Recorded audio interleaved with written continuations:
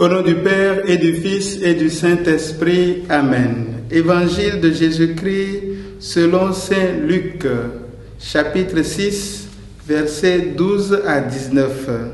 En ce temps-là, Jésus s'en alla dans la montagne pour prier, et il passa toute la nuit à prier Dieu.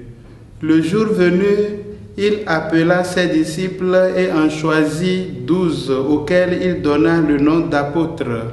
Simon, auquel il donna le nom de Pierre, André son frère, Jacques, Jean, Philippe, Barthélemy, Matthieu, Thomas, Jacques fils d'Alphée, Simon appelé le Zélote, Jude fils de Jacques et Judas Iscariote qui devint un traître.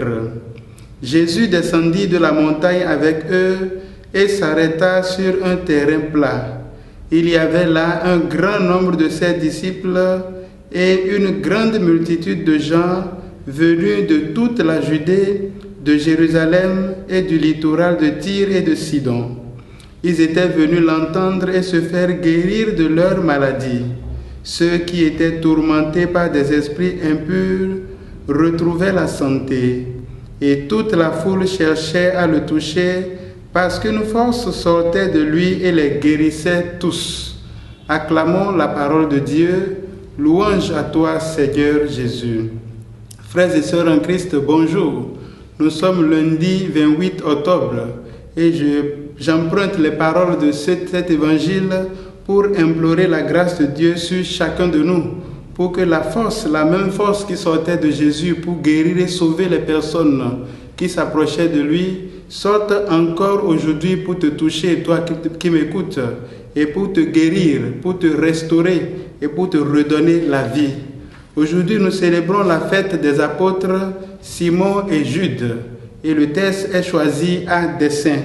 En parcourant ce texte, nous voyons clairement que les personnes qui suivent Jésus sont de catégories différentes. Il y a ceux qu'on peut appeler la foule, il y a les disciples et il y a les apôtres.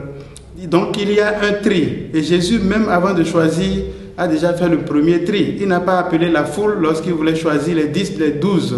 Il a appelé les disciples et du milieu des disciples, il a choisi les 12. Toi, tu te trouves où? Tu te sens appartenir à quel groupe? Est-ce que tu es dans la foule ou bien tu es parmi les disciples? Es-tu déjà devenu apôtre? Il est donc important que nous nous posions la question. Mais quelles sont les caractéristiques d'un apôtre? Je voudrais vous partager ici quelques éléments qui pourraient nous aider à comprendre qui est un apôtre. La première chose que je souligne, c'est que l'apôtre, c'est un homme ou une femme de foi. Une foi solide, qui est capable de braver les épreuves, comme les apôtres l'ont fait. Simon et Jude ont évangélisé dans des conditions difficiles et ils ont dû subir le martyre. La foi qui brave les épreuves. Deuxième élément, c'est que l'apôtre, c'est celui qui est éperdument amoureux de Jésus. Il faut tomber amoureux de Jésus. Il faut être capable de tout quitter pour le suivre parce qu'il est devenu le trésor de notre vie. Comme un jeune homme amoureux d'une jeune fille est capable ou doit être capable de laisser son père et sa mère pour s'attacher à cette femme, pour que les deux deviennent un. De la même manière, l'apôtre aime tellement le maître qu'il est capable de tout laisser pour le suivre. Troisième élément, l'apôtre doit avoir un esprit de partage. Ce qu'il a reçu, il est capable de partager avec les autres dans le sens de ce que Jésus lui-même a dit. Vous avez reçu gratuitement, donnez gratuitement. L'apôtre est donc capable de donner et de se donner lui-même. Quatrième élément, la joie.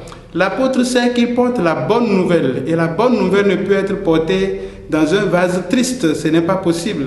Nous sommes des vases d'agir certainement, mais nous devons garder la joie dans le visage pour que celui qui reçoit notre message sache que le message nous a transformés nous-mêmes. Et puisque nous sommes dans le mois extraordinaire missionnaire, permettez-moi de préciser que l'apôtre, c'est aussi celui qui est toujours prêt à donner sa vie. Parce que être apôtre, c'est risquer de donner sa vie pour que d'autres en reçoivent en multitude. Disons donc merci à Dieu qui nous choisit, qui pose son regard sur nous, qui compte sur nous malgré nos faiblesses disons-lui de continuer d'agir dans nos vies, de façon à ce que nous ayons toujours envie de l'entendre, pour que la force continue de sortir de lui pour nous guérir maintenant et pour les siècles des siècles. Amen.